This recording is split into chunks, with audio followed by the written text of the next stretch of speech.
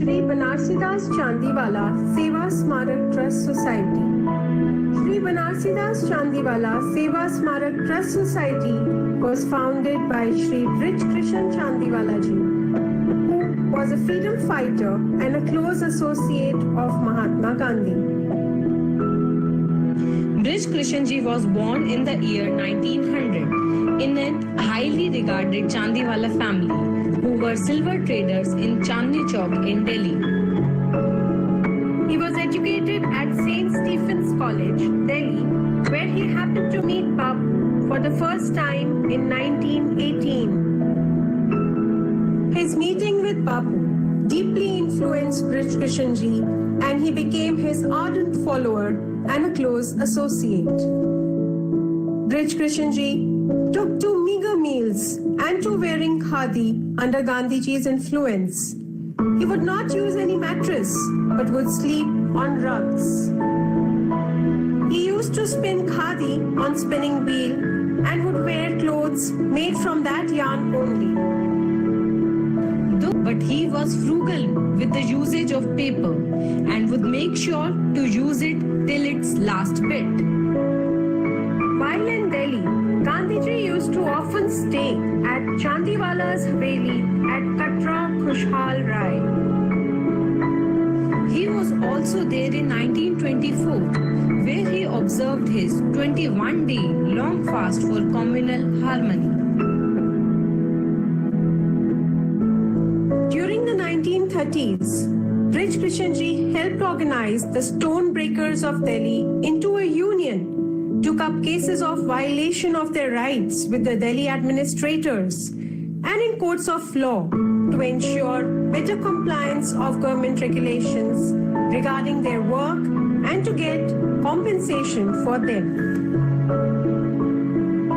Though he was asked by Bapu not to participate in Salt March in 1930, but he quit eating sugar and salt after that and did not do so for more than 50 years until mandated by his doctors. Brij Krishan ji was with Gandhiji on the day of his assassination, and it was he who prepared Gandhiji's body for cremation.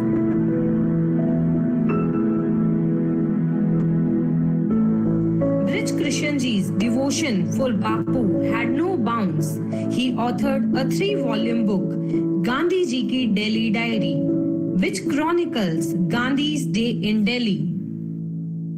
The other notable book that he authored in Hindi was titled Bapu Ke Charnon Mein, which was later translated into English as At the Feet of Bapu.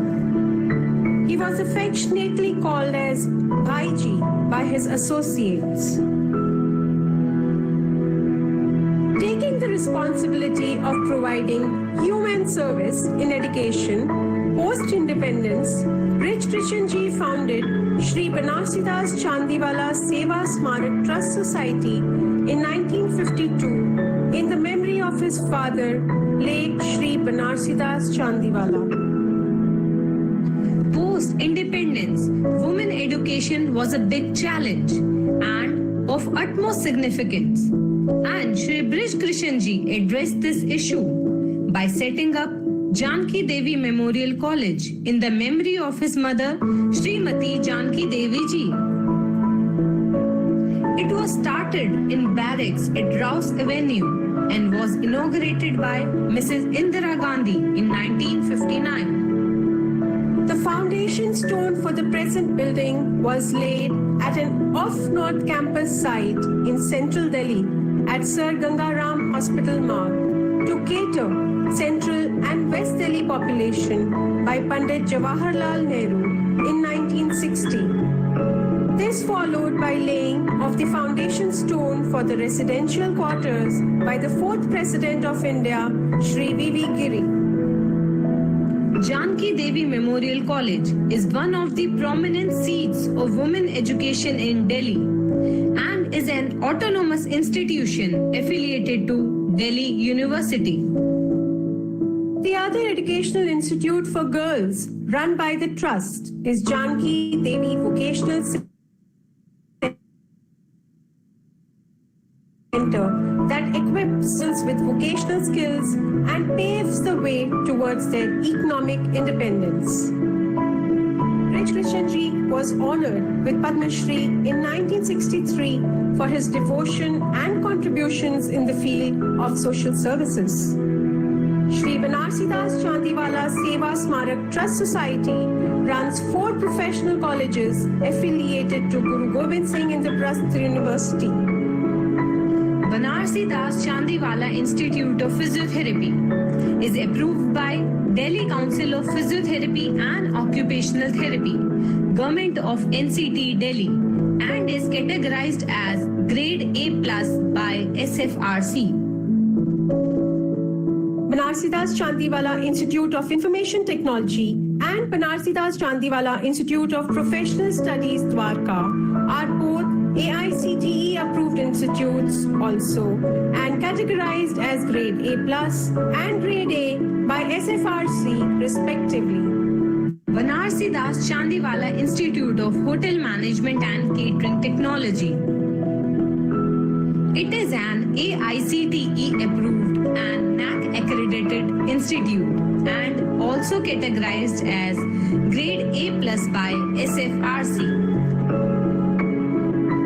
Furthering the other mission, health, the Trust Society is running multi-speciality hospitals, dispensaries, and healthcare centers and offering varied services through Banarsidas Chandiwala Institute of Medical Sciences and Eye Hospital at Kalkaji, New Delhi.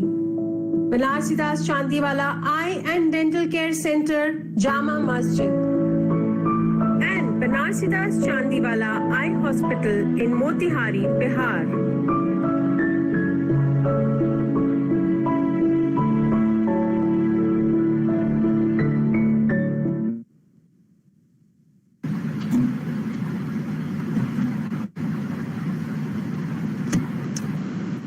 Digital transformation is having a wide-ranging impact on the business environment world over, creating both opportunities and challenges.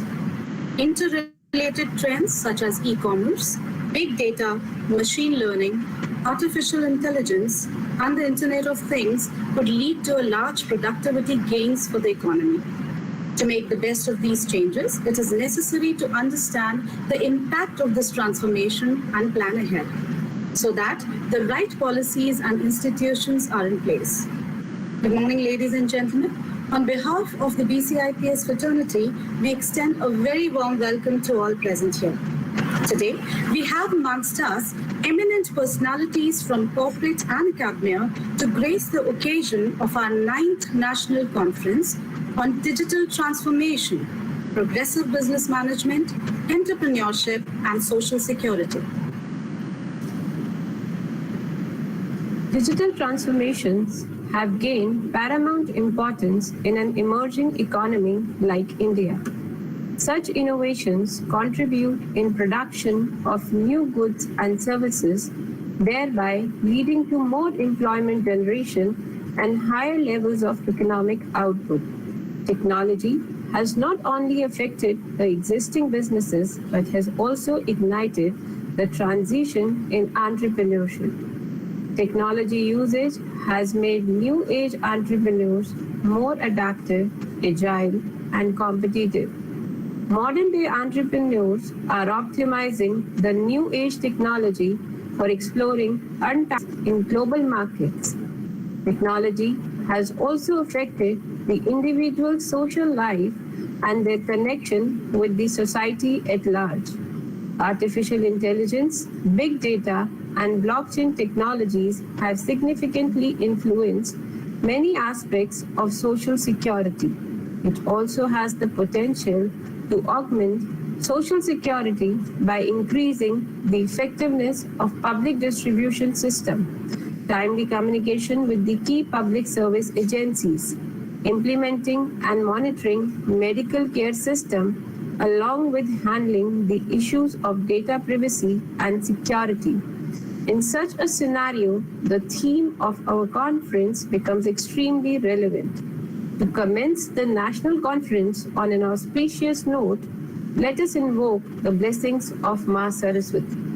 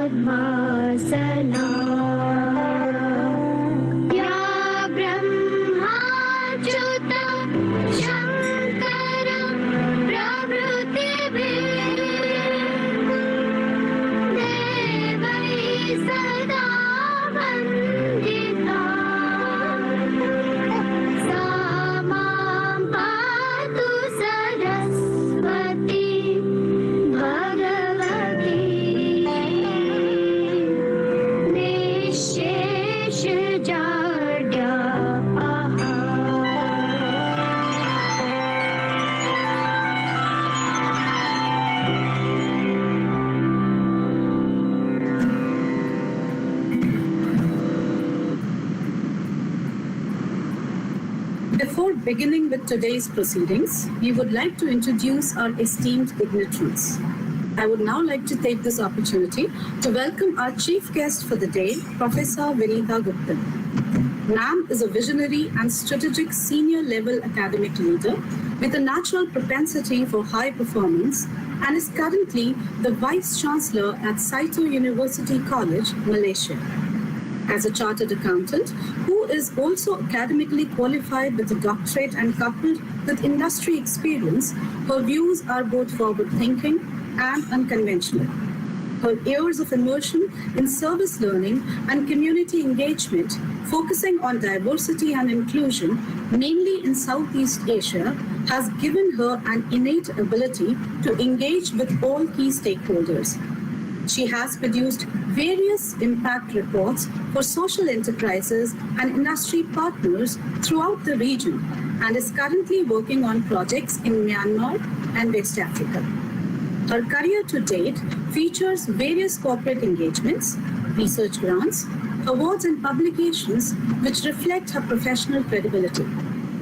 Committed to continuous learning and self-evaluation, she has received numerous awards for her community engagement and service leadership work in the region. She is also a recipient of the Women Leadership Achievement Award and Humanitarian Awards. She also serves as an external examiner and validator for various universities in the UK, India, and Australia. Currently, she is a visiting professor at the Myanmar Human Resource Institute. We welcome you, ma'am. It's an absolute honor to have you with us today. Introducing you to our guest of honor, Dr. Alok Chaudhary. Dr. Chaudhary is a professor of supply chain management. He co-leads Loughborough's Logistics and Supply Chain Analytics Research Group. He was the co-director of undergraduate studies and the director of Management Sciences program at Loughborough. Sir focuses on interdisciplinary and industry-driven research to investigate the environmental and social sustainability of logistics and supply chain industry.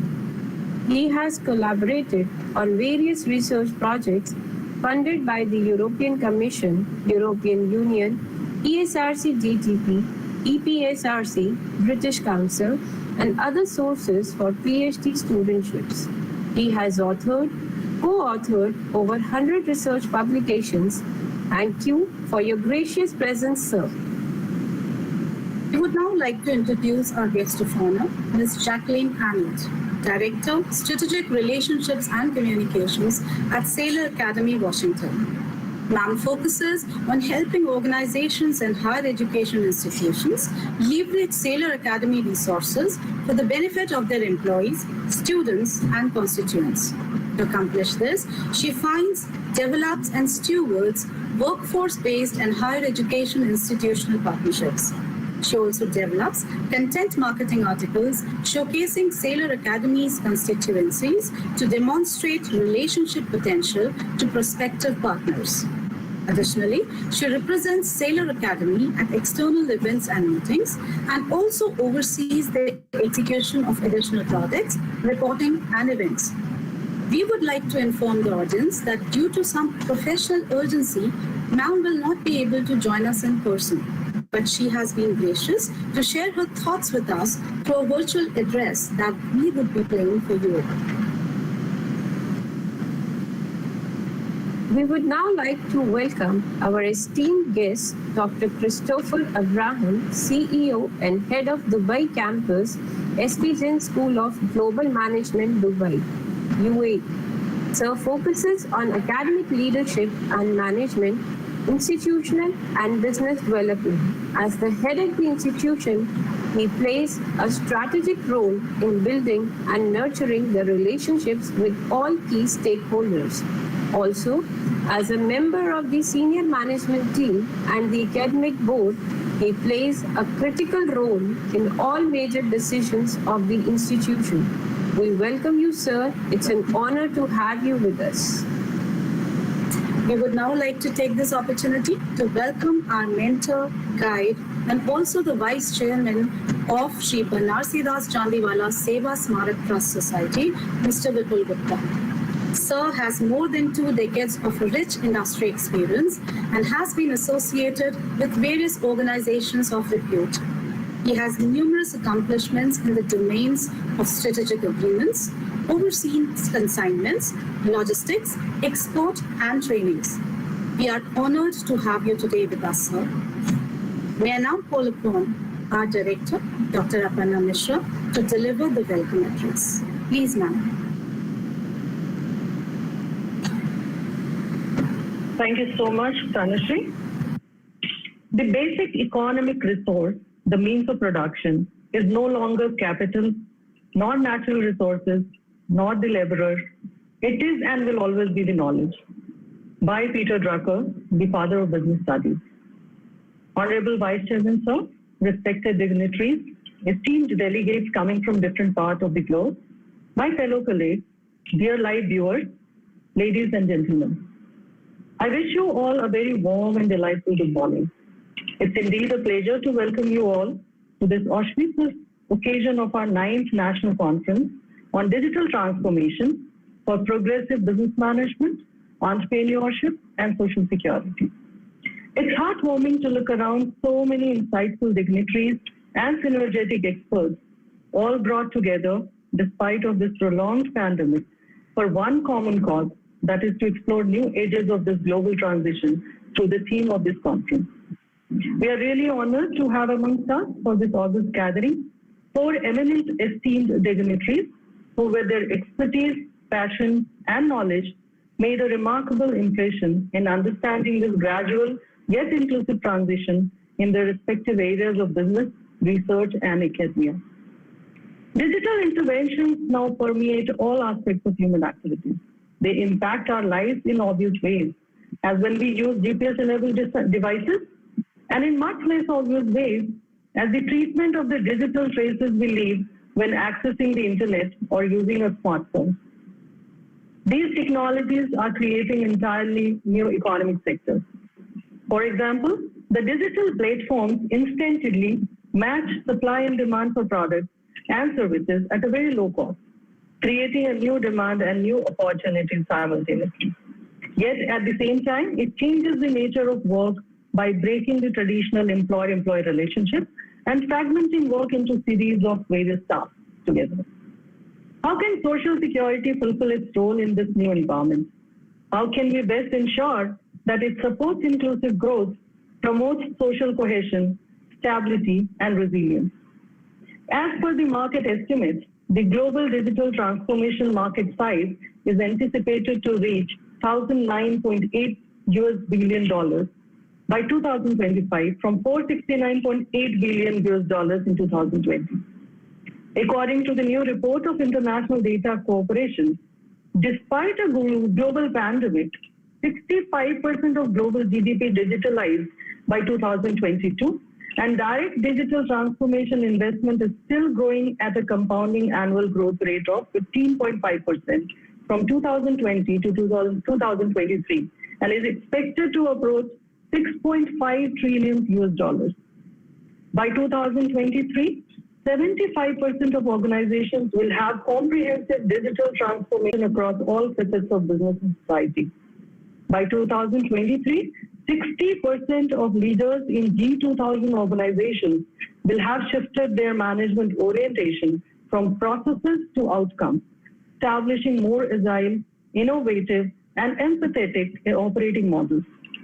By 2025, driven by volatile global conditions, 75% of business leaders will leverage digital platforms and ecosystem capabilities to adapt their value chain to new markets, industries, and ecosystems.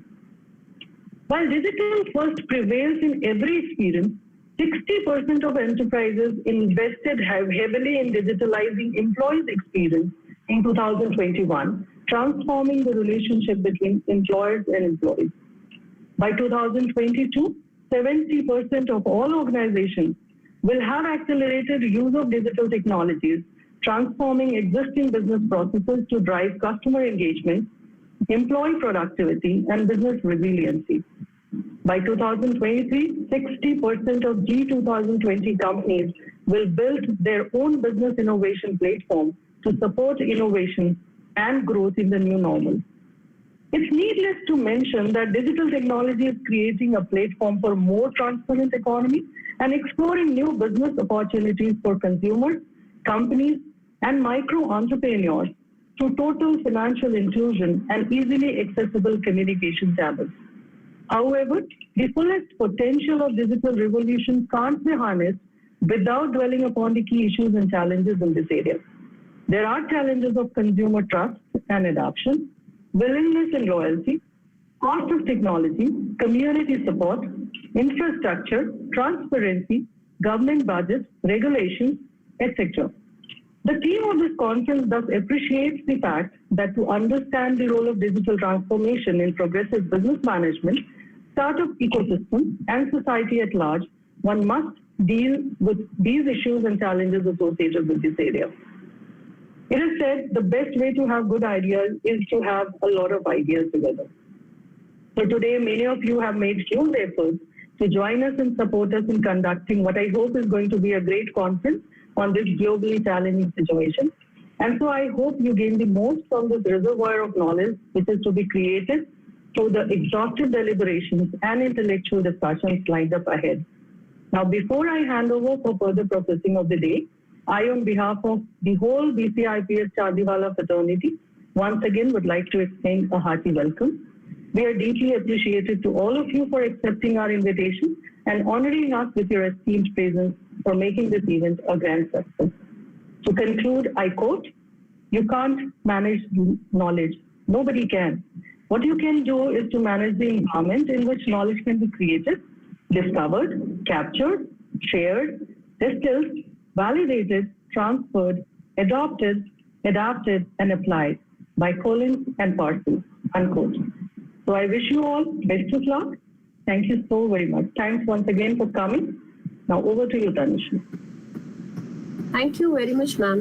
May I call upon our mentor, Mr. Vipul Gupta, sir, to share his words of wisdom with us. Over to you, sir.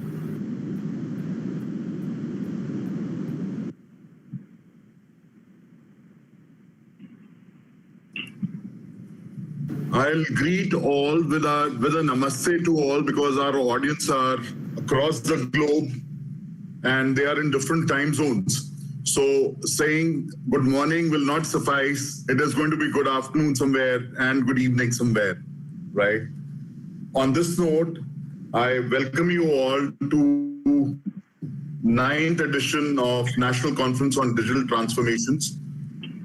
To BCIP and the team, my compliments to Dr. Aparna Mishra and her team and her predecessors included for creating this platform.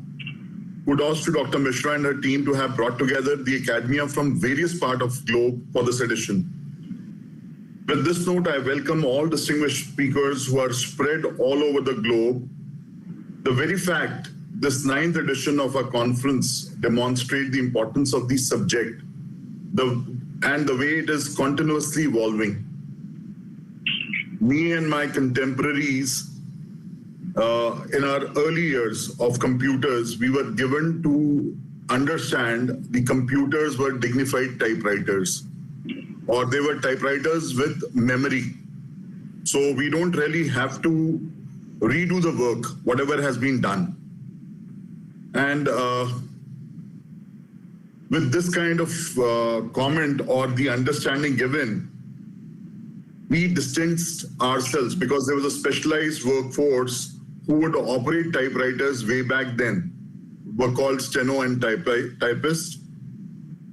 So many distanced themselves that it is not for us, and we thought computers are only the means to an end. But now, as we see, they are becoming end in themselves. And I'm sure this field has many more surprises for all of us to witness. For me, what the role of a strategist would play is so well addressed by the technology, access real-time insights, use real-time data and insights to improve responsiveness, quality, and accuracy, delivering greater value to employees and customer. It's all technology with which we can harness exponential technologies, unlock the value from powerful technologies like automation, AI, blockchain, and IoT, orchestrated in service of unique workflow. My only sincere, and I wish to look forward that the deliberations today should not end up in annals of research, but cross-pollinated with industry, and which is going to be of paramount importance in emerging economy like us in India.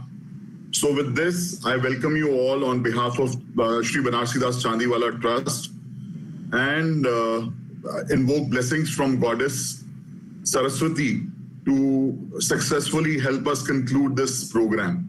Thank you so much. Thank you, sir, for those valuable insights which have given us food for thought. May I call upon our esteemed chief guest, Professor Vinita Guptan, to deliver the inaugural address. Over to you, ma'am. Namaskar, everyone. Thank you for having me.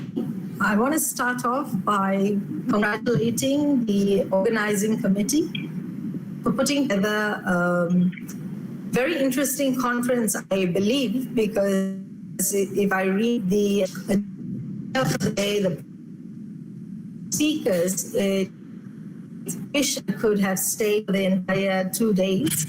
Unfortunately, I can't.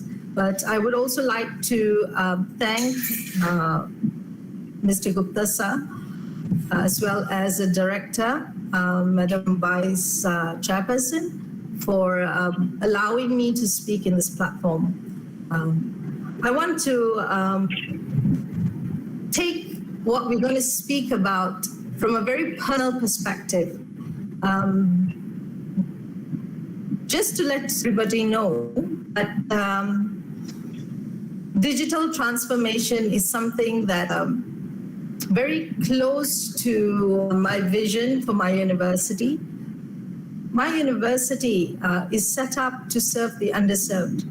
So moving in the digital space is a challenge that has made me cry many times because every time we make progress, we are thrown 10 steps behind, right? So today I'm going to speak about I'm not going to tell you all anything new. I'm just going to share how the digital transformation worked for us. And what was the key to this was really a self-transformation. I had to really change the way I looked at things. My senior leadership team had to change. My academics had to change. The students had to change. So it is not really just putting in my infrastructure and everything is going to be magically. It is really quite hard work, right? So before I go on, I just want to wish everybody. I want to invite you into my home. That's really what I wanted to say. Otherwise, I would have been there, a place I really love, and I go 3-4 times a year. Unfortunately, the last 2 years, I just couldn't make it to India. But so everybody, welcome to my home. I have about 130 people. And it's very nice to have 130 people in my living room, actually. So welcome. So I'm going to move on to just talk about the truth, right? If someone's managing a slide, can we go to the next slide, please? So the truth is we must change to stay relevant. And I know you have heard this many times and many people have spoken about it. But sometimes we need to be very honest with ourselves. And while we can research paper about digital transformation, we can speak in conferences about it. But when you ask yourself, have you really changed? When I say change, I tell us to look at whether we have embraced it, right? Sometimes you can change reluctantly. But let's talk about embracing the digital transformation, right? Can we move on to the next slide, please? I'm just going to share about 3 things.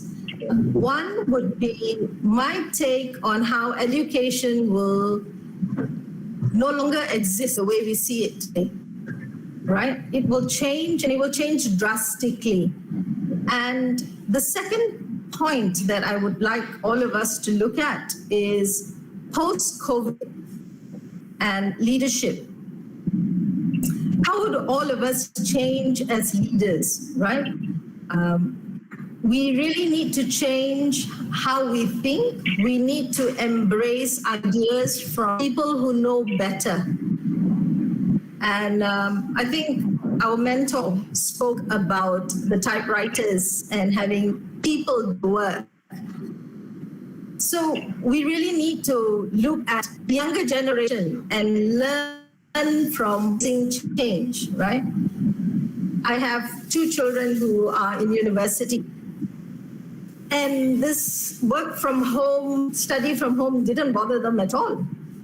But it has bothered me a lot, right? So it's just the way we look at leadership. And the last is, I will be talking to you about the areas of transformation that I think is critical and which we have embedded in our strategic plans. Right? Next, please. So if we reframe education, there's always 2 observations, right? Positive is the evolution of new learning methodologies. How we teach now, how do we get connected? Right? If I'm sitting in a classroom, I can walk up to you and look into your eye and really understand that you're having problems at home because you're not connecting with me in the classroom, right? But speaking to 130 people over small little boxes on my computer screen may not always be the best, right? Because I will be only on 10 people and I scroll up to see who is either sleeping or who's left the room. If I had 130 people in a lecture hall, I less can scan the hall. So we really need to reframe the way we deliver our teaching. Then education deconstructed. I came from the era I did accounting and finance, did my chartered accounting. It was a very, very structured pathway. You know, we didn't have choices. At the time, study plan crafted everything for me, whether it or disliked, didn't matter. But I had to do it all to graduate. But if you look at what real education would be people taking bits and pieces of various things and constructing it together to create your own learning and your own degree can be useful for you particularly, right?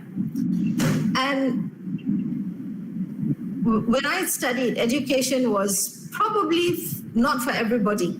If you wanted to study in Australia or you wanted to study in the UK, you either had to have a scholarship or you had to be very rich, right? And university access wasn't for everybody. But today, I can take an entire degree online sitting at home. So that has really changed access and reach for education. However, on the negative side, is very heavy investments, right?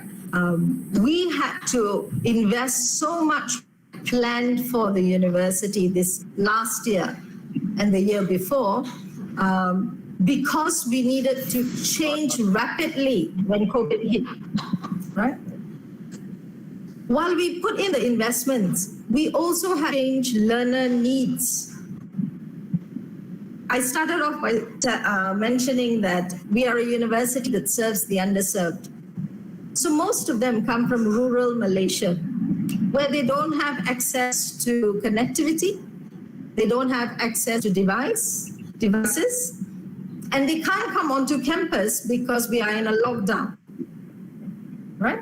So we had to change the way we reach out to the learner. We had to make copies of our notes and send it via mail or send it back with a runner to where they were in the different villages.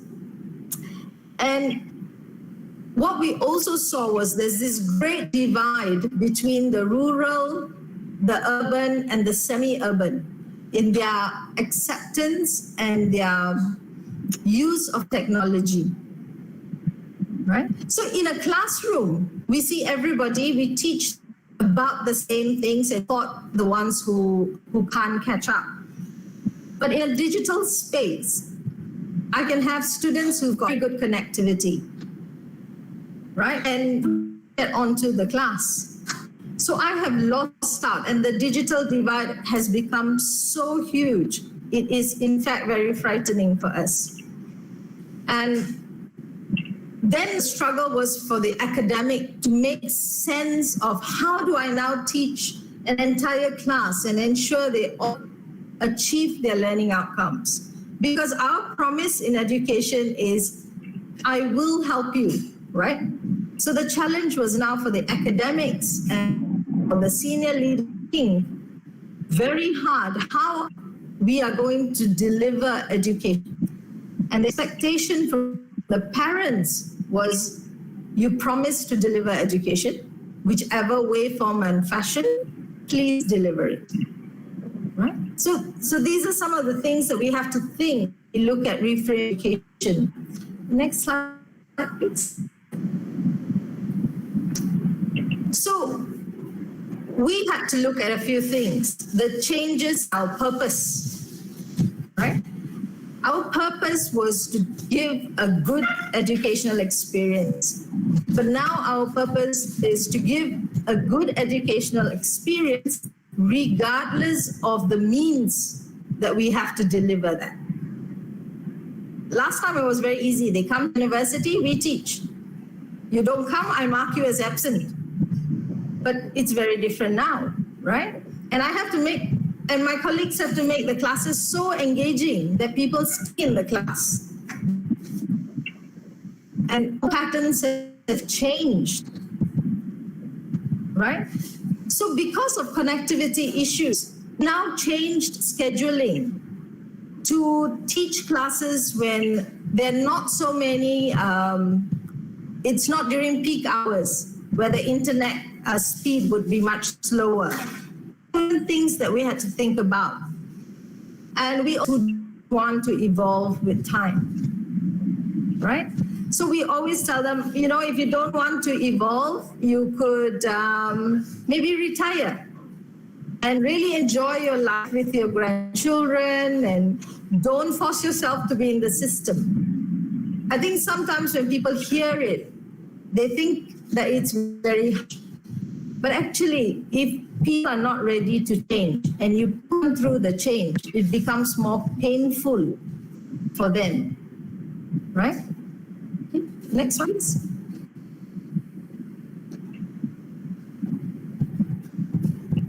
So there are 7 elements that we embedded in our transformation, but I'll just highlight 3 that we focus a lot on. It's the change orientation, digitalization, automation, and new technologies, which will change the nature of our jobs. Now, we have had to rotate people because we now realize that some jobs could be automated, right? I no longer have a personal assistant because I can do everything on my own, right? I don't need someone to schedule my meetings. I just do it on Microsoft Office, Google Meet, whatever. It's quite easy. But what we did was we didn't retrench people. We gave them new skills, used them differently, right? The next one is the learner agility. The pandemic, as I said, has tested all of us. And I must say it has tested my leadership skills. Because sometimes I absolutely into someone face to face or buying coffee first time, talking over a strategy. I could not do that for the last 2 years, but doesn't mean that I would stop running the university. We had to find various ways to do that.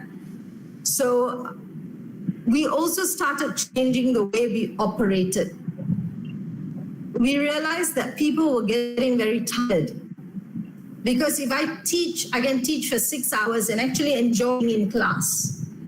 But if I teach 6 hours looking at the computer screen, I was exhausted.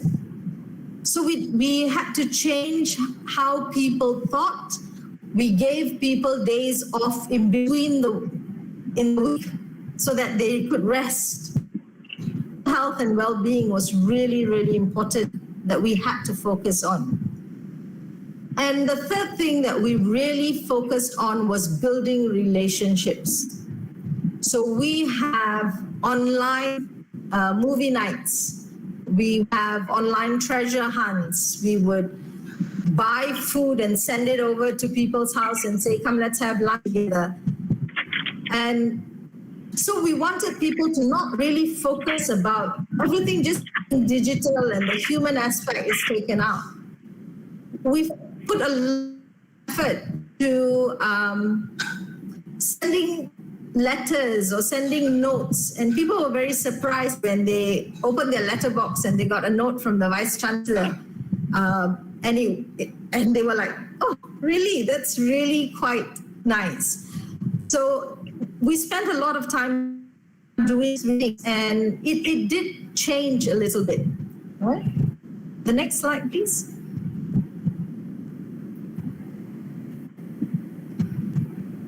The next thing we did was invest in technology. It is a must, right? We had to change infrastructure devices for colleagues who don't have computers or laptops, etc.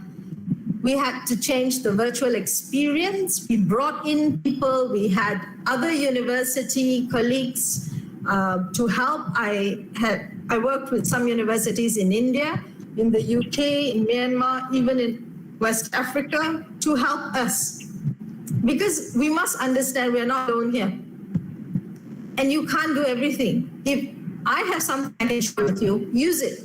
Why recreate the wheel? And I tell academics this: if you're teaching accounting, trust me, you're not the only one counting.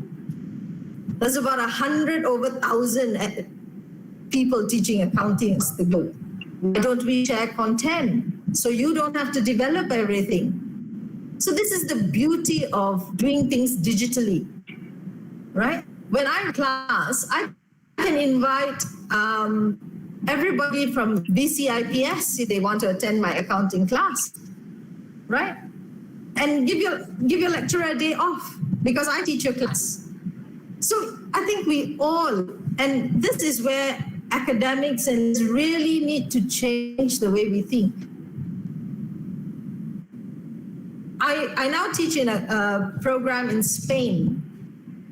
So I'm the only lecturer who teaches that particular program in Spain. They offer it once a year and I teach it. So they don't hire anybody there, but they hire me to teach. So there's various ways to excite the student, excite the academic, reduce their load by collaborating, right? Yuvraj, can I have the next slide, please? This is what we did. We put everything to online and remote. We used apps. We stopped using a lot of video recording. Rural Malaysia cannot support videos. So we had podcasts, right? We did various things. We had podcasts, we had short bite-sized notes. So they just listen to it in bits, right? And the collaborations is what I was talking about. We can work with different universities. What we did, which was very successful, was we worked with companies in various states. Because students have no access to devices, we told them, would you open your office for my students to come and use the computer? And the answer was, yes, we would love to do that. So we had students going into various offices and using the computer. And during this pandemic, we saw everybody coming together to help, which is the best aspect of humanity. Better technology. I didn't have to invest in the states because we went and used different offices. People already have the infrastructure. I just borrowed it, right? And digital inclusion. What we did was we got the families involved in the learning. The students were learning and they had a little brother or sister. We said, bring the person towards the screen. And if they were doing an online quiz, my lecturers would teach the little one. So it became a whole family activity when classes are run. And we had the mothers asking, so how's my child doing in school? Things that never previously, right? So we always tell people, when you teach, involve the community, involve the family. You see, if you start teaching and you have a little boy who sits and disturbs the beat, okay, that boy will understand what learning is all about, right? So I tell people, don't scold your students when they have people running around and coming to the screen. It's okay, because that's where they're comfortable, right? Next, Yuvraj. So when we make this change, we make changes ourselves in our perceptions and values. Next slide will talk about the, Yuvraj, the next slide, please.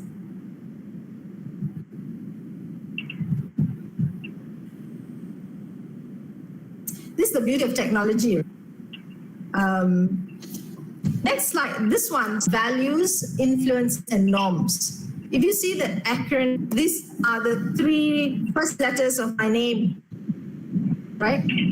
And this is is a framework that we use even in our strategy, and we have now embedded this in Mongolia, where you hold on to your organization's values, regardless what the economic or the environment is like. This is the only thing that's going to help you through any part of your life, is your value, right? And everybody should know what the values of your organization are and follow it. Influence, appreciate and recognize everything people do. We must remember that people are not intentionally bad. So every time people do something, find the good in it, right? It may not be up to your standard, but find some good in it, right? And when you do all this, you hold on to your values, you find good in every step that you do in any kind of transformation, it now becomes a norm, right? Then you have successes. Any small thing, at the end of this conference, regardless how it goes, it is a success because we did it. From it, right? So this is something that I tell people, please always remember VIN, which is VIN, is really important, right? Yuvraj, the next slide. In fact, and we refocus what we're doing. And the last one that I'm going to speak about is the entire transformation framework for our university. Next one, Yuvraj. This is the last slide. And we keep going back to this slide every month, asking ourselves, are we there yet, right, in transformation? It is digital transformation as well as self-transformation. We look at critical thinking, learning agility, I've spoken about it, digital dexterity, right? How do we use AI and robotics, et cetera, in what we're doing? The relationship we spoke about, embracing diversity. We have students and kids from different backgrounds, speak different languages in Malaysia, just like in India. We all speak different languages. We have different upbringings, different background. How do we embrace this and make it part of what we are doing? And resilience, right? No matter what, it's not going to be easy. I promise everybody who works with me, working with me is not easy, but we all will come out very, very resilient, right? And the last one is the change orientation. When we look at it, we have an end state, and we keep asking ourselves, if we have all these, how far are we from our goal? Right. With that, I think I just wanted to share how we are doing it and how a mindset is really very, very important. Okay. With this, thank you very much. And I hope it was a little bit beneficial. And if you have anything, you could email me at any time and I'll be happy to respond. So thank you again, the organizing committee, for having me. And I'm going to hand it back over to the Madam Chairperson. Thank you very much. Thank you, ma'am, for those words of wisdom. May I now request our guest of honor, Dr. Alok Chaudhary, to share his valuable thoughts with us. Over to you, sir.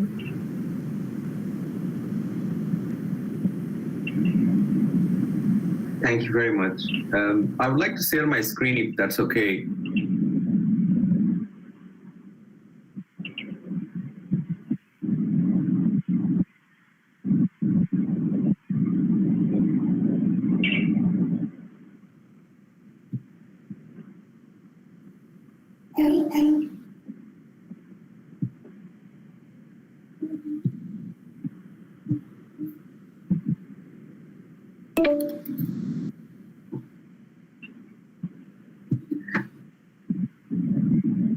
For some reason, I'm unable to share my screen. Just let me see if I can.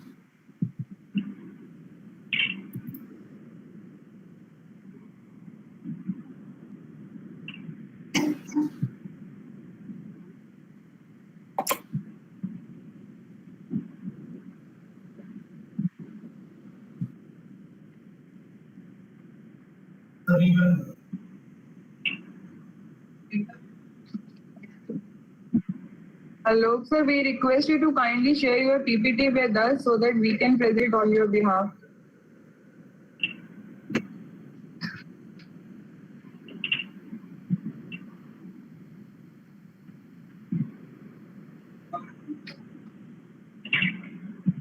I believe sir is trying to rejoin, so kindly wait for 15 minutes.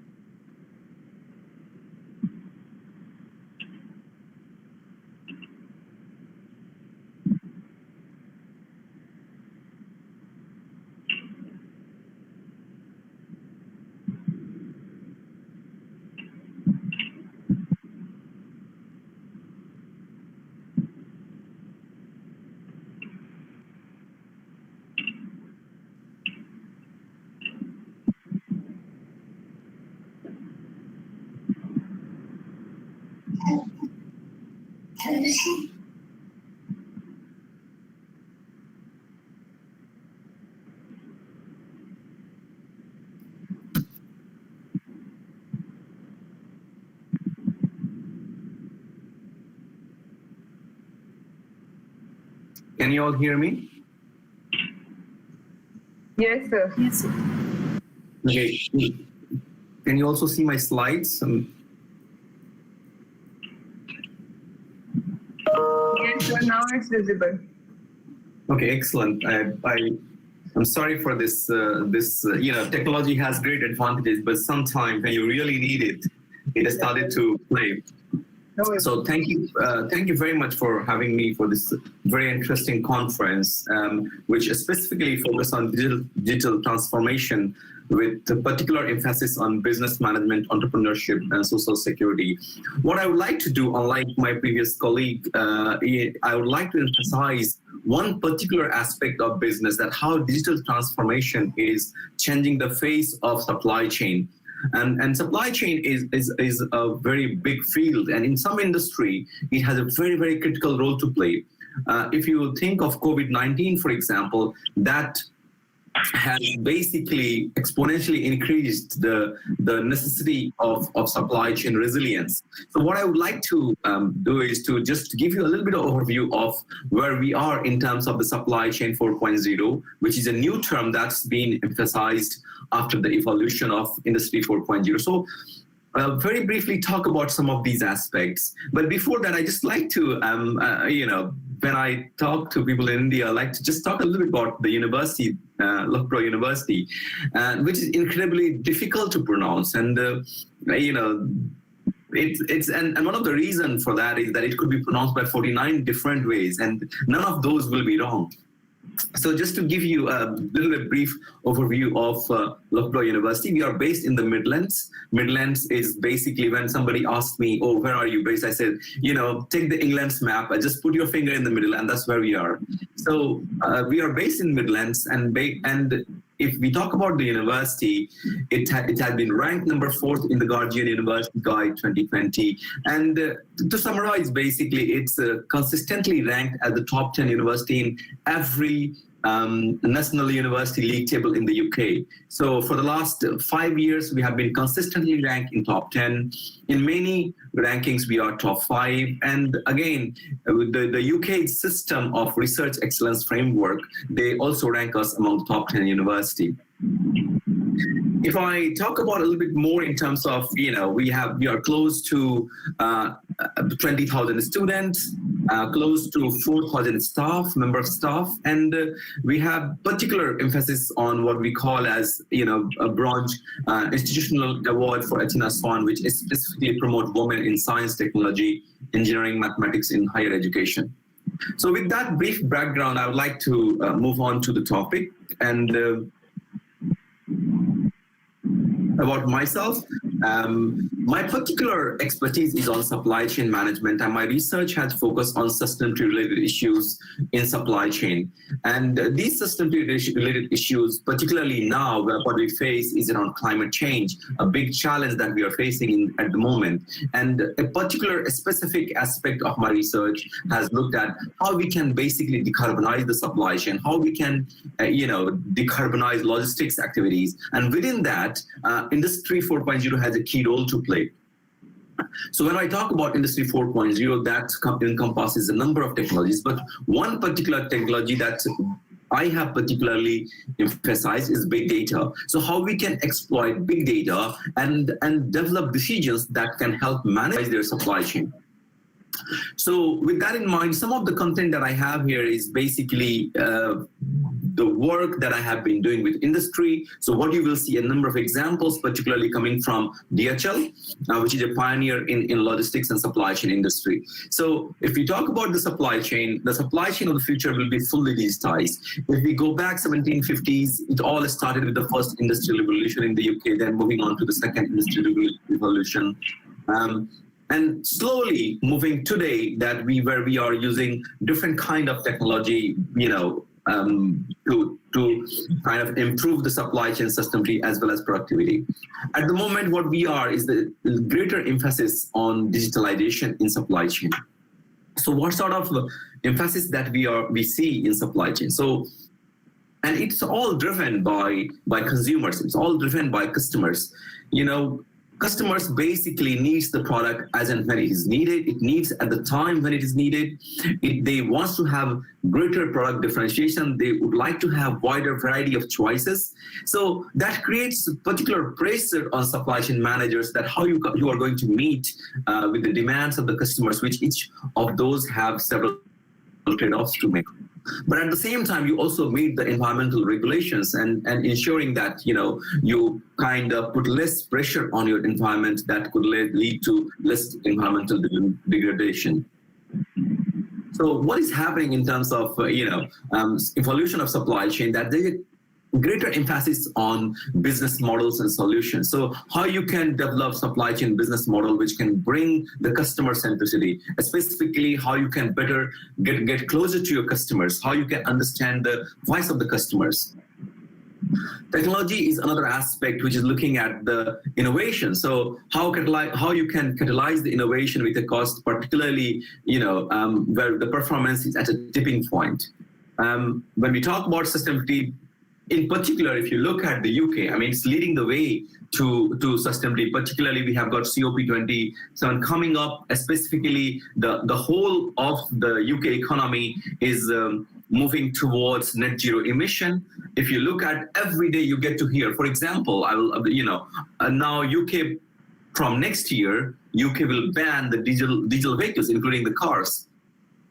So it's all driven by the climate change agenda and the sustainability. So what is specifically happening in those spaces, that how digital transformation is promoting different aspects of sustainability. So it's not just the environmental aspect, but also the social aspect of sustainability. And ultimately, extremely important, the role of people. So we could be fully digitalized, but still the role of people is increasingly important. You know, when we try to work in a what we call as robotic environment, how people can better work with machines, and that sort of human-machine interaction, how we can particularly achieve that. So this sort of evolution that has emerged. So when we talk about the logistics trend going forward, what do we see? So again, this is borrowed from Digital Innovation Center. We did a bit of work with them, particularly looking at how different sort of looking at three different scenarios. One is around impact, that how particularly application that has impact to revolutionize the supply chain. So when you look at the two sides of this radar, what you see is the low impact, and then other side, what you see is the high impact. So high impact is essentially related to revolutionary applications that are potentially disruptive. So when we talk about those nowadays, when we talk about those, a specific emphasis has been placed on, particularly in the logistics sectors, on mass personalization, about packaging, about omni-channel logistics. Big data analytics has a big role to play. Internet of Things, robotics and automation, artificial intelligence, and quite a lot happening around self-driving vehicles. If we look at the technological trends, specifically around what we call as rapid prototyping or 3D printing, yesterday I was talking regarding a project with a colleague on how we can particularly emphasize the visibility and traceability using blockchain in food industry, because that's a major challenge. You don't know where your products are coming from, what sort of processes has been applied in your product, what is the ingredients within the product that you have. So ensuring that blockchain technology is increasingly important to improve the visibility as well as traceability of the product. And again, when you go about traceability, that also ensures that the social dimensions of sustainability is achieved, particularly if you have a particular product coming from developing or underdeveloped world. Then whole range of, we quite a days at the moment, we hear quite a lot about Amazon's like space journey and space logistics. Those are important, but these are kind of low impact. Low impact leads to evolutionary changes with incremental improvement. So, space logistics, particularly, for example, there's quite a lot happening around servitization. So these sort of trends highlight that where we are really heading to in terms of digital transformation, and how that those sort of different key elements of the digital transformation is improving both productivity and sustainability of supply chain. So when we look at the COVID-19 we have recently faced, and what sort of trends have emerged as a result of COVID-19. So when we talk about those, a lot is happening, particularly around final mile delivery. Now, again, when you talk about final mile delivery, that also relates to last mile delivery, how you reach to the end consumers. Right, so there is exponential increase in the final mile delivery. There has been a lot of in terms of delivering to those customers. Omni-channels have increased. Data analytics has played a key role in generating insights, in generating forecasting on inventory optimizations, and all sort of issues related to that. So what we have been able to achieve after COVID-19 is a number of areas where emphasis has been put to deliver the customer in a best way and increase the service requirements for the customers. So if you look at this diagram, particularly when we talk about the digital transformation in the logistics sector and how that underpins different dimensions of sustainability, whether it's economy relating to productivity or profits, environment particularly related to issues around climate change, and society particularly issues related to wage and health and safety of the workers. If you look at the digital enablers need to work together, particularly around technology, the processes, the organization, and the knowledge. when we talk about different sort of technologies being used at different stages of supply chain, so what you see here in the middle is, say, for example, you have got the initial suppliers based somewhere in China. Then you have the tier 3 suppliers coming back, say, for example, in different part of the world, let's say Malaysia. And then you have got tier 2 and tier 1 suppliers based in the countries like UK and so on. And then from there, you are delivering to different sort of customers. And those needs to be interconnected. Those needs to be interrelated into their decision making. So what you see here is the different technological applications at the bottom, whether it's in the form of augmented reality, machine-to-machine communication, robotics, artificial intelligence and big data, cloud computing, increasingly important, drones. Talking about drones has been increasingly used now. There is a talk with the DHL at the moment that how drones can be better used to deliver the parcels that currently is being delivered by vans and so on and so forth. But there are various challenges around trust issues, various challenges around consumers, what you call as confidentiality issues, and so on. Internet of Things and sensors communications and so on and so forth. So what you see here is the enablers in the form of different technological applications, but at the same time, different characteristics of digitalization that further then leads to achieving different dimensions of sustainability. There are 6 different pillars of supply chain agility and flexibility, as you can see here. A specific focus on resilience and risk management. And when we talk about these, a specific focus is on how digital transformation could achieve resilience and risk management in supply chain. And things around big data, for example, has been heavily used by companies like DHL to manage their risk. And they have a specific software, say, for example, called DHL 360, that basically maps that where is the problem happening in the supply chain. Say, for example, if there is an earthquake in, say, for example, different part of the world, maybe in Thailand, if there is an earthquake, or if, say, for example, there is a flood in India, some part of India where they have their warehouses, how you are able to understand how those activities or how those incidents happening in different part of the world could impact your supply chain. Or for example, if there's a fire in one of their suppliers' factory, if you remember last month we have a very big incidents happening in Bangladesh. Now, how those incidents are having the impact of supply chain. Again, a couple of months ago, Suez Canal was a major example where the ship was basically the freight transportation ship was in the Suez Canal, and none of the ships were able to cross it, and it took them about a month to basically clear that. So that has significantly disrupted the supply chain for many companies in the Western world. So what you see here is if we look at the growth in terms of the last few months, it has exponentially increased in terms of e-commerce. What is as a result needed, if you look at this is the diagram coming from DHL, the service order growth that has exponentially increased, and digital transformation is playing a key role in helping these customers.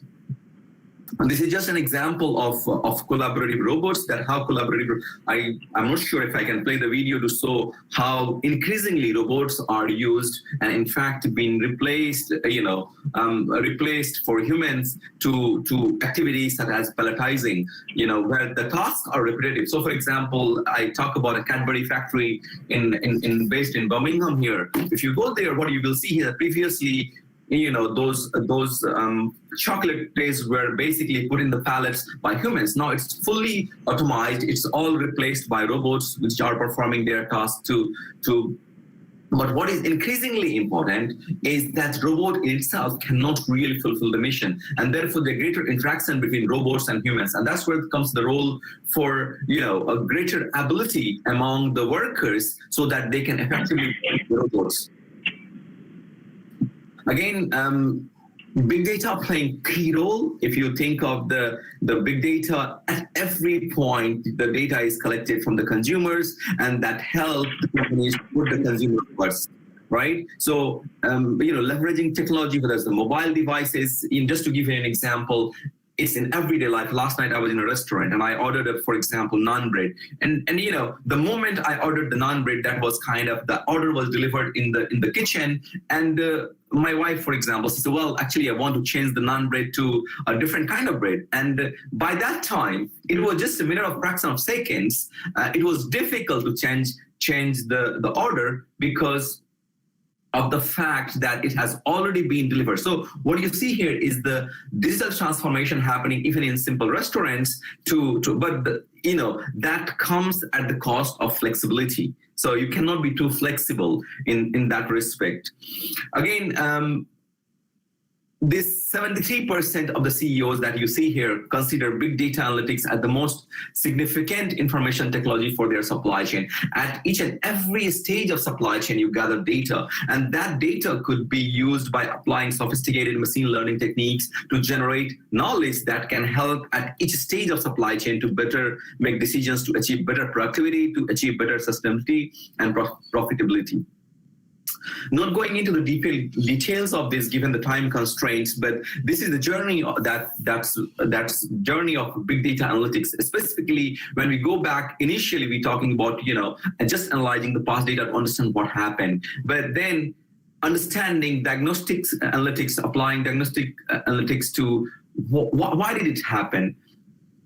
If I talk about 10 years ago, the focus was predictive analytics, that can we predict the future, about can we forecast, can we analyze the data to predict what is going to happen. But now what we are looking at is the foresight, where specifically we are talking about by the data that we have, how can we make it happen? How can we learn from the past to make things happen in the future?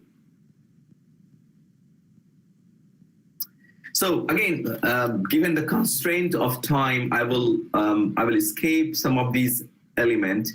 But what I would like to emphasize is on humans are more critical than ever, as emphasized by the previous speaker.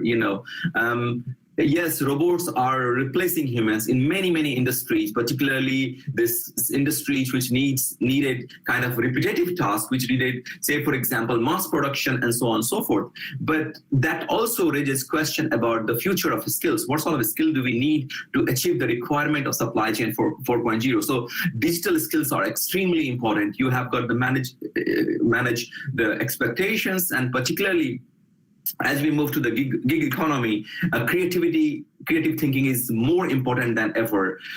Previously, we used to talk about IQ. There is EQ, which is what we call as, particularly emotional intelligence is more needed than ever before. And what we see here is the COVID-19 has particularly emphasized the role of emotional intelligence. The cobot experience, that how human can basically work collaboratively with robots to achieve the task. And again, as I said, data analytics, I mean, that's a field that is growing at an exponential rate, and big data analytics is the future. So with all these, don't forget about the creative thinking that's coming from humans. Don't forget about the problem solving techniques that is kind of, difficult to achieve by the current system we have with robots, and more importantly, emotional intelligence. With that, I would like to thank you for listening to me. Any question, I very much welcome. Thank you very much, sir, for sharing your valuable thoughts and experiences with us. May I now request our technical team to play the virtual address, sharing the insights of our guest of honor, Ms. Jacqueline Arnold.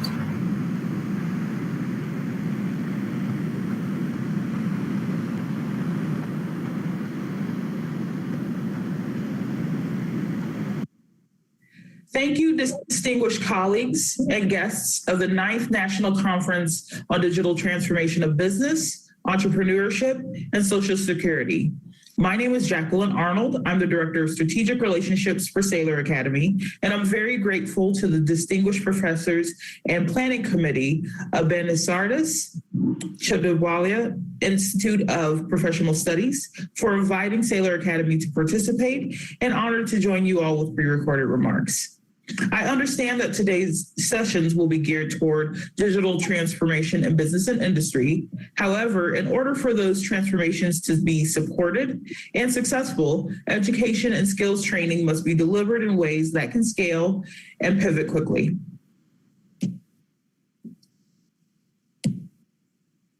Skill gaps are already present in many ways, whether on the supply side in education, where a shortage of available training seats is expected to be in the millions by 2025, or on the demand side, as many countries are reporting shortages of well-skilled or trained labor. This past February, businesses in India reported an inadequate supply of skilled workers to fill positions needed. Educators and business leaders should be equally concerned. What is needed to close these skill gaps? Digital materials that are high quality, easily revised, updated, and shared, that are constructed in a rigorous way and can be deployed at a low cost. These materials are called open educational resources, and I'll provide an overview of one such model of their use at Saylor Academy and how it could be impactful with your institutions. Open educational resources, or OER, are resources that can be freely edited and shared without concerns of a copyright. These resources are specifically licensed to be shared and distributed by their creators and are available in any medium.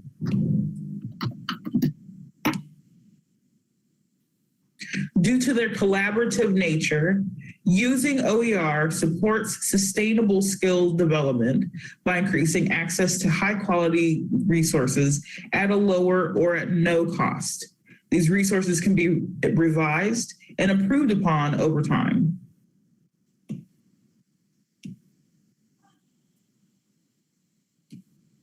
Saylor Academy is a nonprofit organization that offers free, self-paced courses online that promote higher education and career skill development goals.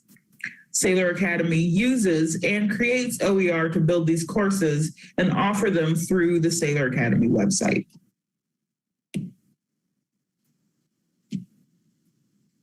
Saylor provides certificates and, in some limited cases, pathways to university credit. We have learners worldwide, some seen here, that use their certificates to create paths to new jobs or promotions. Our courses in professional and skill development include management topics, technical skills such as spreadsheets, as well as 21st century skills, including decision-making and critical thinking. The broader catalog includes Python programming, JavaScript, project management, and small business management, which is an ideal course for entrepreneurs.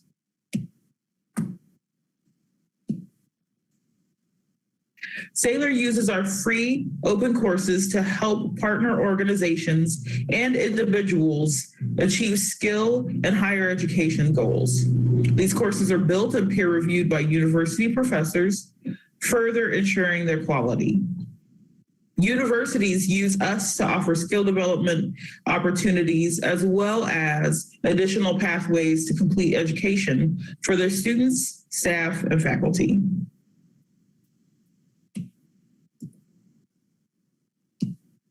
These are a few examples of our partnerships in India. We are also pleased to be able to partner with BC IPS very soon.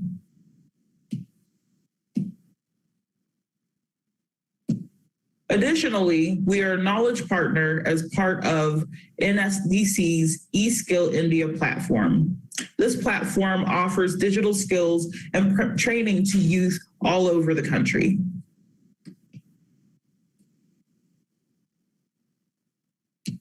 We encourage inquiries from interested organizations who may share a wish to promote access to education within their communities and help us to continue our work.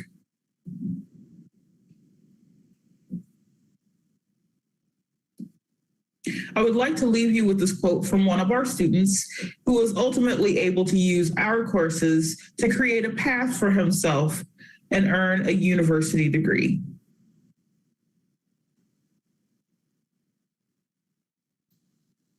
If we, like Krishna Raj, are determined, we can partner to create new models in sustainable education and skill development to close skill gaps for anyone, anywhere in the world. This, in turn, will transform business, industries, and entrepreneurship. I thank you for your time and your attention.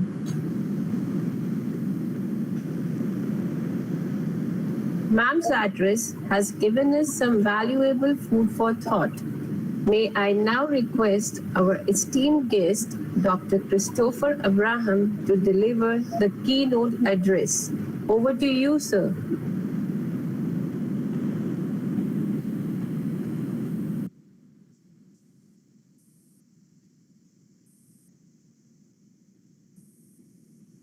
morning, everybody, or good day, everybody, since you're in different parts of the world. Just give me a minute so I can load my presentation on, and then we're good to go. Just give me 1 minute.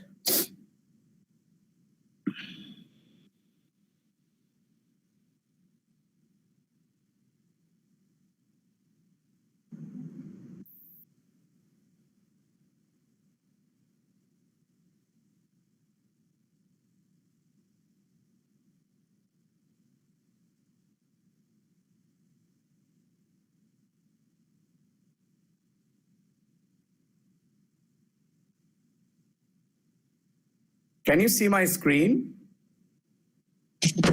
My PowerPoint? Yes, sir. It's presenting now. Okay. Reimagining our world influenced by digital transformation. Can you, ma'am? No, sir. Not. The slides are not. No, wait. That's the reason why I asked that question. Just hold on a minute. Google Meet is always tricky. By the time you stop sharing, let me again go back. Okay, so the window doesn't work.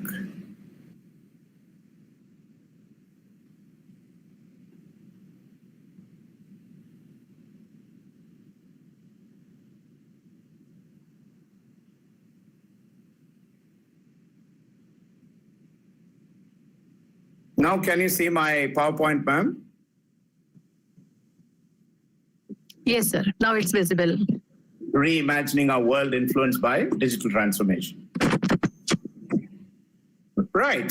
So once again, good day to all of you, and warm greetings, literally warm greetings from Dubai.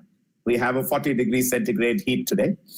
And but nevertheless, it's warm as in the metaphoric and in the real sense. Thank you very much, BCIPS, for inviting me to this very interesting conference. Some excellent perspectives that we've heard right from the morning. And let me try to add some flavor to the conversation.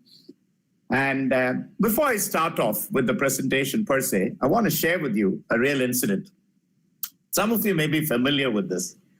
So in the year 2015, in Tokyo, Japan, there was a lot of fanfare and celebration for inaugurating the world's first robots-only hotel.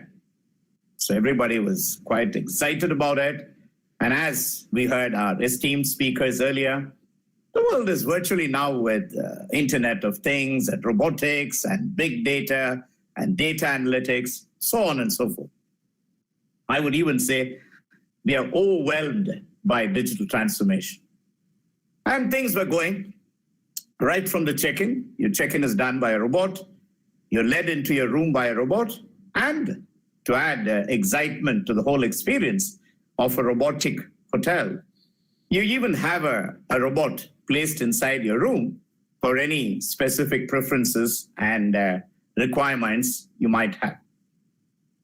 In the year 2020, something very interesting happened.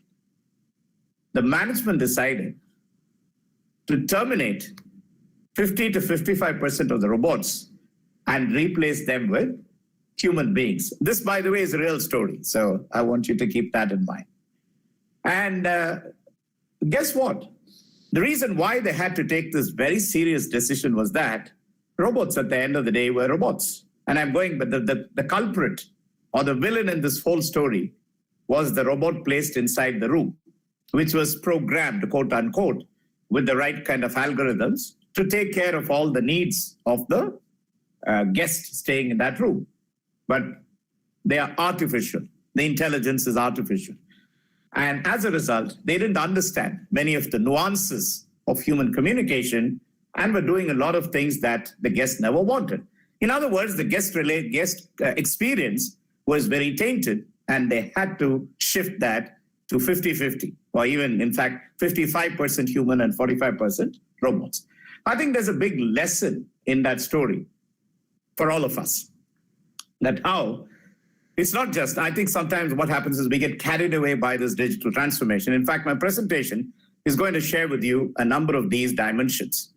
And what has also happened in the last 2 years, or rather 1 year and 8 months, thanks to COVID-19, is the rapid exponential growth of digital technologies that has happened not by choice, but more by circumstances. So these technologies, I'm sure you're familiar with, from blockchain to robotics, to energy storage, to genome sequencing, which is a big area at the moment, and of course, the mother of it all, artificial intelligence. And industries are converging. Now, Professor spoke about a beautiful academia-industry partnership with the university and DHL and how these things are converging. You also find multiple industries coming together, and in a world, and he ended, I loved the final comments that he made, which made us realize that we're still human. Creativity, empathy, emotions, emotional intelligence. So where this new kind of convergence is taking place, we need to be extremely careful that we don't just get carried away by technology. Science fiction is becoming science fact. What we used to think of as impossible, like going to the moon, going to Mars, is today, what if we can go? And we're answering many of these questions. Healthcare, one of the biggest developments is happening in healthcare. From personalized DNA sequencing to microbiotics, there are a whole range of revolutions happening in the field of healthcare. You can even have your entire gene sequenced for less than $100. And from vertical farming, right, which has now become a huge, and if you come to a place like Dubai, which is a desert, you have the example of vertical farming, and a bunch of Indian entrepreneurs have set up a 200-acre farm in the middle of a desert using artificial intelligence, vertical farming, combining aquaponics and hydroponics, and a revolution 24/7, 365 days of the year, you get fresh produce in the middle of a desert. That's the revolution that technology can bring in. And robots, as Professor mentioned, within the warehousing distribution environment, this is becoming, and as he rightly said, these are mundane, mechanical, routine, boring jobs. So I think it's nice when a robot can replace and give human beings the power to be creative, the power to, imagine, the power to design, the power to dream, so on and so forth. Drones again, drone delivery. In fact, Domino's has made this very special, system of delivering by drones. Amazon is, doing it. Of course, the question of privacy and security are still there. But I presume that in India, a couple of days back, there was a very interesting shift in the national policy on drones. Right. So the future is very unlikely to be a lot like the present. So it's never. In fact, when we say the new normal is very different from what we have. We heard Professor from the first speaker that where she spoke about revolutionizing education. And very interesting because their challenge is how do you reach out technology where technology can't reach? And that's some very interesting models that emerge. So we need to focus on what is, which is the current, and then prepare for what might be, right? So that's the mindset that we need to have in order to look at the present and then prepare ourselves for the past. Here are some major shifts that are taking place within the field of digital transformation. And we'll go one by one. Cognification. So computers are becoming increasingly intelligent. Cognitive computing combined with quantum computing, along with big data, is going to be a huge combination and convergence of technologies, which is going to revolutionize the way we do things in the near future, which is 2 to 5 years from now. Virtualization. Thanks to the pandemic, we have now found interesting ways by which we can make learning fun. So we have brought in the element of mixed reality, augmented reality, virtual reality, put them together. Some of you may be familiar with Microsoft HoloLens and similar technologies. Robotization. So where something can be automated, robotized, let's do that. And where required, we may need to even augmentation, which is adding new values and new systems within the existing frameworks. And this is the HoloLens that I spoke about, which is a revolutionary product that can help. And we at SP Jain School of Global Management, just to give you a context, we use many of these technologies. In fact, SP Jain School of Global Management, I'm just going to contextualize here, is a history-making school. We are a 20-year-old school with a heritage from India, footprints in Dubai, Singapore, Sydney, and Mumbai, Australian accredited and globally ranked by Financial Times Top 100, Forbes Top 20, Forbes Top 10, Economist Top 100, and more recently, Wall Street Journal and Times Higher Education. The way we were able to do it was to merge the elements of learning agility, as Professor spoke, and linking it with the latest cutting-edge technologies. We are, of course, fortunate in all our places that there is a wide reach for the technology. And one of the technologies we use is advanced augmented and virtual reality, combined mixed reality. And this has been a game changer for us. When we teach subjects in business, you can definitely use these technologies. Now, here's a very important thing. Transformation is not about technology, because normally we say digital transformation, we immediately think it's about technology, but we believe it's also about the mindset. The mindset of the human being to embrace novelty, to embrace change, to embrace growth, and at the same time, remain deeply human. So that's very critical. And the culture is the culture that pervades within an organizational context and institutional context. So DT, digital transformation, is not just about technology, it's also about human mindset and human cultures. So some game changers within. I'm going to share with you quickly. Now, all of this, many of you are familiar, big data, cloud, Internet of Things, artificial intelligence, quantum computing, blockchain, 3D printing, multiple realities, and genome editing. So this is going to be the convergence of multiple technologies, which would be how the future will be looked at. So as human beings, we need to observe, we need to understand, we need to imagine, and we need to transform, because data is the new oil, artificial intelligence is the new electricity, and the Internet of Things is the new, ironically, the new nervous system. Our post-COVID business, as usual, is dead or dying. So that's a reality. So we have to frame new ways by which we can innovate, by which we can change, by which we can design, think, and make ourselves relevant. Now, this is interesting. All said and done, with all the machines and all the artificial intelligence, I want to pause for a moment and give you a context. A lot of us get carried away by this term artificial intelligence. At the moment, if you ask me, 2021, month of August, last week, artificial intelligence is currently in a stage called artificial narrow intelligence, ANI. ANI means that machines can do a lot of remarkable data crunching and fast forward jobs, but they still can't do a number of things which human beings can do, which is good, I believe. So we retain our jobs. And the next level of AI growth is what we call artificial general intelligence, AGI. And AGI means that's the singularity that a lot of IT professionals talk about, where humans and machines are equal, which I don't know how good it is, because that's kind of dangerous. If machines can think and do things like us, what relevance do we have? The third one, which I think is the scary part, is artificial superintelligence, which means machines are more intelligent than human beings, and that's where the challenge comes. But at this point, I want to remind all of us, I'm not scaring you. So the reality is that we're still human. There are a number of amazing human qualities. The human brain is still the most complex organism in the entire system. It's not the supercomputer or the super fast supercomputer. They call it Fugoku in Japan. The human brain is still much more sophisticated, with 1.4 trillion neural connections happening every second. So we are still smart. We may not realize it. So I want you to keep that, that message of hope that the human brain is still amazing. The future is going to be a combination of human intelligence and artificial intelligence.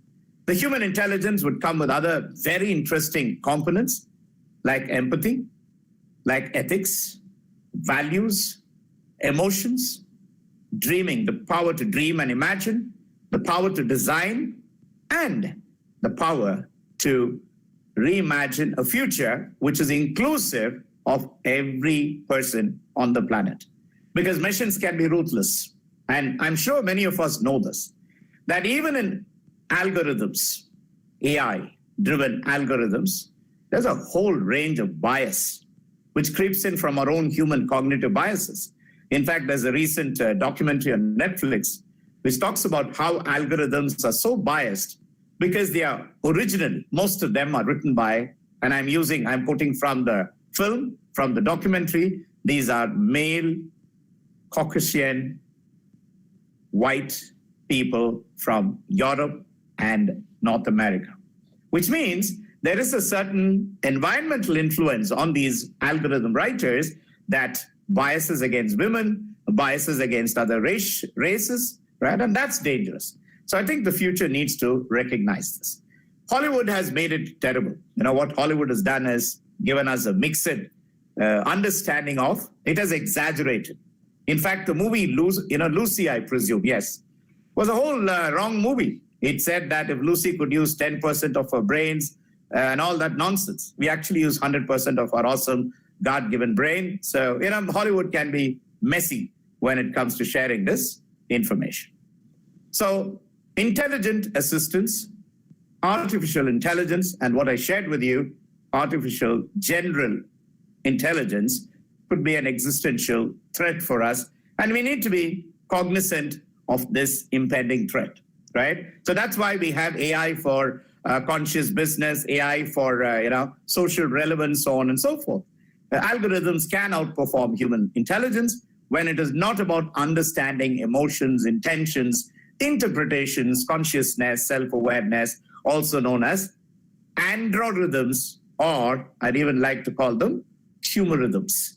So in a day of algorithms, we need to also understand the power and impact of humorhythms, intuition, emotions, creativity, imagination, ethics, empathy, consciousness, values, mystery, compassion, and I can go on, awe, right? Joy, happiness, a whole range of things which are deeply human. Data and information is not knowledge. It is not understanding. It's not wisdom. It is not purpose. Data is data, pure figures, statistics, right? So that's what we need to understand. Don't give too much of, let's say, undue emphasis on that. Everything should be as smart as necessary, but not smarter.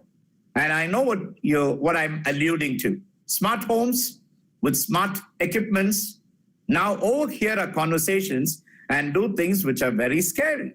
I would be very, very wary of putting any smart home devices in my home, because if it's going to monitor 24/7 what I do inside the privacy of my home, I'm not comfortable with that. So the same holds good for smart cities and smart other things. Look at these 4 things. Assisted intelligence, good. Let's take it. Automation, very good. Augmented intelligence, equally good. Autonomous intelligence, we don't want that, right? And of course, there are exceptions to it in terms of autonomous vehicles. But you may have heard that a few weeks back, Waymo, which is a Google-inspired autonomous vehicle company, one of its cars had a major challenge in one of the highways. It completely went bonkers. And that was scary, right? So autonomous intelligence still needs to be planned. Right, so humanity, futures, digital ethics. It's if these things happen, then how do we face them? So we need to ask these critical, crucial questions to ourselves. We need to have these conversations. Let's not get enamored by technology. Let us ask the relevant ones. Why are we doing it? And for who are we doing it?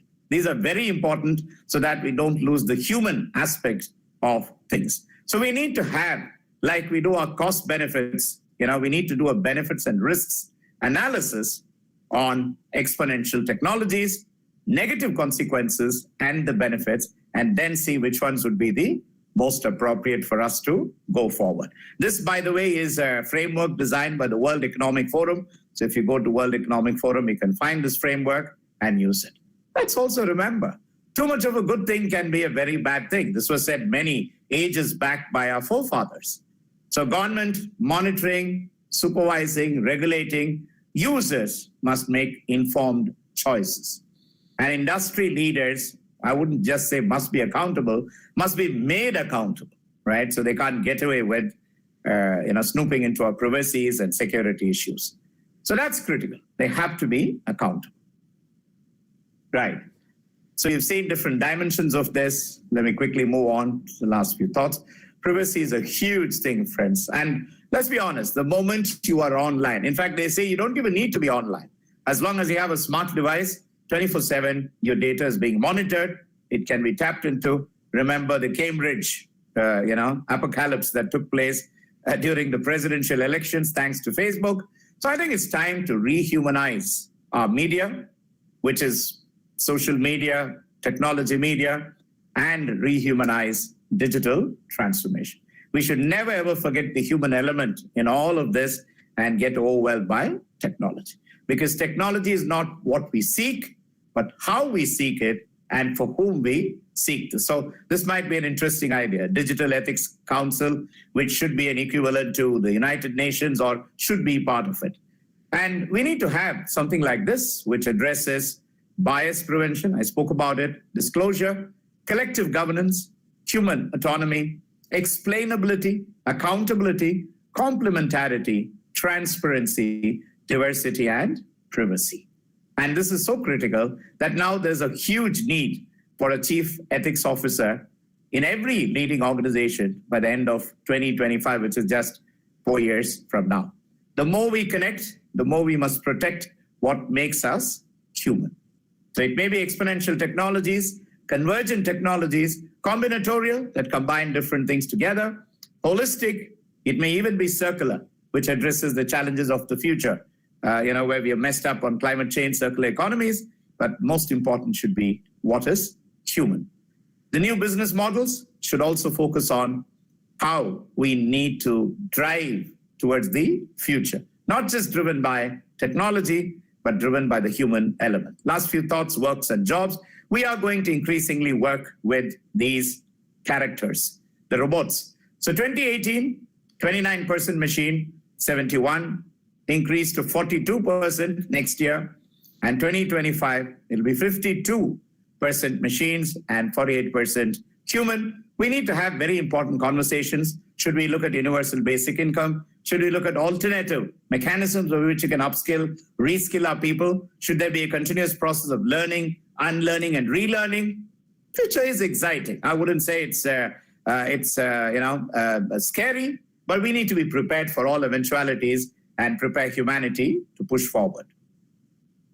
You would have this phenomena happening in many of our universities. You will see our students going out and doing gigs rather than working for a company. They may work morning 4 hours for one company and then take a snooze in the afternoon, a siesta, and then in the evening they work for another company. And this is projected to be a huge opportunity for everybody. So the giggers need not just be young graduates. It can also be work from home moms. It can be other people who feel that they want to take time off. They don't want to work on a full-time job. So increasingly we're finding this trend happening. So non-routine work is the future, at least in advanced economies. This is statistics from US, but I'm sure that you could see this in other places also. So that is a very interesting thing. So education, and that's where we all come in. On one hand, STEM, so science, technology, engineering, math. And as you may be aware, we now talk about STEAM. We need to add that. But again, let's not forget humanity, ethics, creativity, and imagination. This has to combine with the STEAM subjects that we teach our students. And here's the thing. It's no longer binary. It has to be multinary, which is again a word coined by us. Okay, simulation and existence. Simulation, the computer part, existence, the human part. And then look at these things. Purpose. What's our purpose in life? The why part of it. Curiosity, to ask questions. Why not? What if? How might we? Foresight, to dream the future. Critical thinking, because what humanity dreamt a few decades back is now becoming reality. Science fiction becoming reality. Critical thinking, which again was alluded by a professor from UK, right? And then imagination, the power to imagine, which is very human, and the passion to get things done. Passion combined with grit. So I think the future business model should be something called sustainable capitalism, which does not only talk about shareholders. It also talks about, it talks about stakeholders, which include the entire planet. It talks about the people. It talks about purpose and prosperity, which is an offshoot of profits. And I think we need to move towards that. And let's be honest, the future is much better than we think. Today, the biggest danger is not that machines will eliminate us. And this is the biggest danger, that we become too much like them. So embrace technology, but don't become it. And while I want to say thank you, I want to also say, let's remember we're still human. For the little things like gratitude, appreciation, mindfulness, forgiveness, happiness, joy, collaboration, cooperation are still very much part and parcel of who we are. I want to thank BCIPS for giving me this wonderful opportunity. I congratulate everybody who put their efforts to make this happen, getting people from all over. This is another advantage of digital. You see, if you had to do it face-to-face, some of us would have reluctantly disagreed and said, hey, I won't be able to make it. But thanks to digital technology, that's possible. But let's remember, we're still human, and we need to retain our humanness and humanity. Once again, thank you very much, and God bless all of you. Thank you very much. Thank you so much, sir, for those very interesting words of wisdom. I'm sure our audience would have learned a lot from your address. I would now request Dr. Dipali Saluja, Conference Co-Convener, to present the vote of thanks. Thank you, Tanushree ma'am. Honorable Vice Chairman, Shri Vipul Gupta ji, respected Director, Dr. Aparna Mishra, eminent speakers, our most valued invited guests, academicians, dignitaries, people from industry, faculty, and staff of the Institute, and our loving students. I take this opportunity as an immense pleasure to extend a vote of thanks on this great occasion. I, Dipali Saluja, on behalf of the BCIPS family, extend to you a very hearty vote of thanks for gracing the event and sharing vision and experiences. We are honored to have the presence of Professor Dr. Vinita Gupta ma'am, our chief guest, for consented our invitation and coming here and gracing the event by sharing her rich experience. She brilliantly explained about digital transformation and self-transformation. She focused that, as per the need, we must change. She reconnected the leadership to purpose and explained the win, that is, values, influences, and norms. Thank you so much, ma'am. I thank Dr. Alok Chaudhary, our first guest of honor, who took out some time from his busy schedule and spending that valuable time with us. Thank you, sir, for coming and gracing the event by your presence and your expert speech on supply chain 4.0 through digital transformation. That explained that how the future of supply chain would be fully digitized. Thank you so much, sir. I thank Ms. Jacqueline Arnold, our second guest of honor, who couldn't join the session due to some unavoidable circumstances, but sent her virtual address on the scope of digital transformation, for which she highlighted that the gap should be bridged up by the skilled education. I thank our keynote speaker, Dr. Christopher Abraham. I thank him for accepting our invitation and for his presence in the conference. We are thankful to him for his valuable address on reimagining our world influenced by digital transformation. Thank you, sir. Thank you all. Thank you very much. I would also like to thank our Director, ma'am, Dr. Aparna Mishra, and Vice Chairman, sir, Mr. Vipul Gupta, for his able guidance during this conference. Undoubtedly, it has added a tremendous value and provided a great insight to all. I take this opportunity to extend our most sincere thanks to all our guests inviting who have come from different parts of India to make it a big success. Thank you all. Thank you very much. Over to you, Tanushree ma'am. Thank you, Dipali ma'am. We will now break for lunch and begin our technical session 1 at 2 p.m. Thereby, I request all of you to please join in time. Thank you.